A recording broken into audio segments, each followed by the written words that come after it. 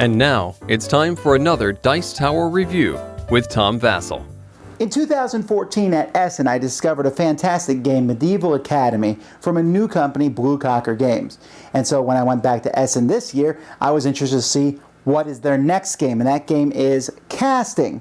Their first game was such a great introductory game for people, just a fun drafting game. This one is a party-style game. So I was like, oh, okay. So let's see if this game's interesting. In this game, each player is going to either be a producer producing a movie, and they're looking for the right person for their movie, and everyone else is agents representing different actors and actresses, trying to get them chosen for the movie. Oh, kind of, sort of. You'll see.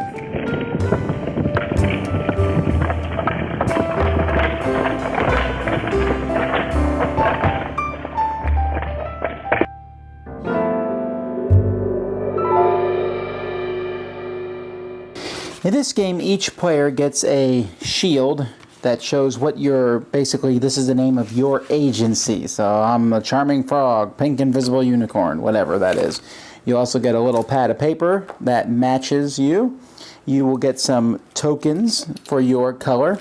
These tokens are numbered from 0 to 7. And then the game's going to start. One person's the producer. There's Steven Spielberg, whatever. Each other player, you're going to put in some random actors or actresses here. The actresses are on the back, and you'll place them. There's a big stack of different ones that you'll have. And then each player who's not the producer is going to secretly take these. So, for example, maybe I'm T. So that's the guy I'm representing. And someone else might be C. So then this is the person that they're representing. Then the producer is going to take a deck of cards, and they're going to basically pick one of the questions on the card. What's their biggest shortcomings? What present do they like to get? What's their hobby? What's their main character trait? What do they forget all the time? Who's their best friend? What's their daily pleasure?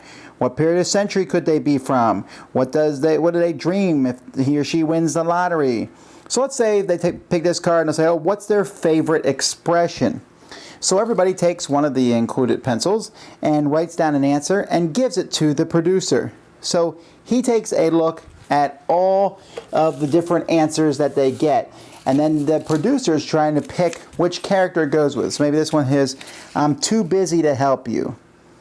Well, it looks like that guy. So he sticks it underneath that person. Then the next one, it wasn't me. Oh, definitely that guy. That's the guy who's always saying it wasn't me.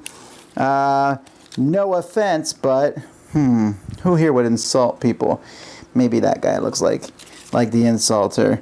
And you looking at me? He'll say it's that guy. And shut the door? We'll go with this guy here. Shut the door. So he picks all these people. Then he says basically that he is finished picking all the people. Then he says that's a wrap. I guess just do it. Then each person is going to secretly pick behind their shield how many of the answers they think he got correct. So maybe I think he got 2. Maybe somebody else thinks he got 5 of them correct. And they're going to put these tokens down. Once they do that, then players will reveal who each of the different ones are. So this person did pick C. This I'm too busy to help you was actually G. You looking at me was I. Shut the door was actually N.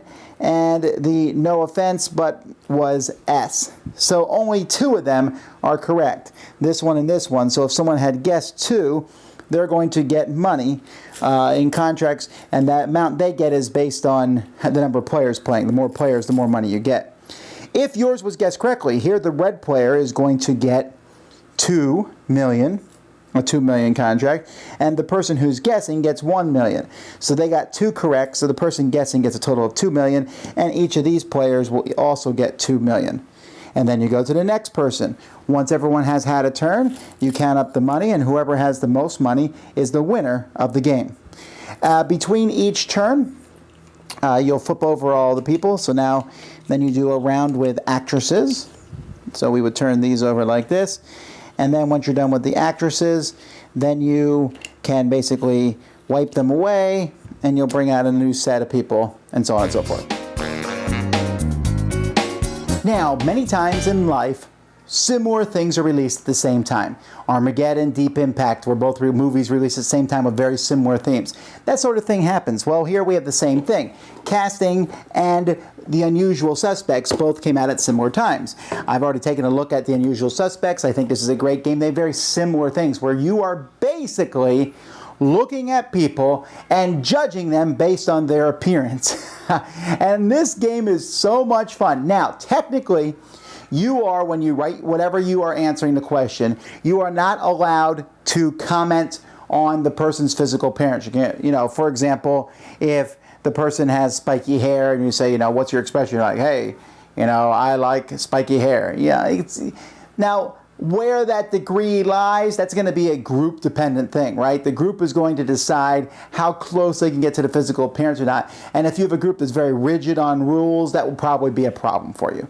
Otherwise, other than that, this game is really funny. The biggest problem that this game would have, that Unusual Suspects also has, is the fact that you may find out just the wickedness that lies in the heart of people, because it's pretty easy, as we say, judging people on their appearances. That can definitely come out in the answers. Answers can be based on gender, based on how the person looks, on the culture that person looks like they come from. So you get to be careful. With certain groups, obviously, the humor can get very far left field, and you have to be very careful, I suppose, in that regard. But again, that's not the game. It's just the people writing the answers. Now, there's not a ton of paper here, these little pads. However, we use the same piece of paper. We just cross off the previous answer, and they're both sides. So usually one piece of paper per pad will last per game. The pads are small. Everything is small in this game. I think it might have done a little bit better as maybe bigger, but wow. I really laughed playing this game. Really had a good time. I'm always looking for a party game that just makes me laugh out loud, that lets me be creative, but the questions aren't that hard. If you don't know what else, you can just write a straight answer to the question and still hope that it gets matched up. When you're a producer, it's fun because you're saying, which one matches where? When you are writing the answers, you're trying to be creative, maybe make people laugh, but trying to think of a creative, funny way to get the person who is the producer to match your answer with your character. Really fun, entertaining game. Looking forward to seeing someone bring this to America. That is Casting. Dice Tower Judgment into my collection. Thanks so much for watching the Dice Tower videos. Find more great videos and reviews, as well as our top-rated audio podcast at Dicetower.com. You can also find other great shows at Dicetowernetwork.com. I'm Eric Summerer, and you've been watching the Dice Tower. The Dice Tower is sponsored by Cool Stuff Inc., where you can find great games for great prices. Cool stuff in stock. Check them out at CoolStuffInc.com. Shut the door!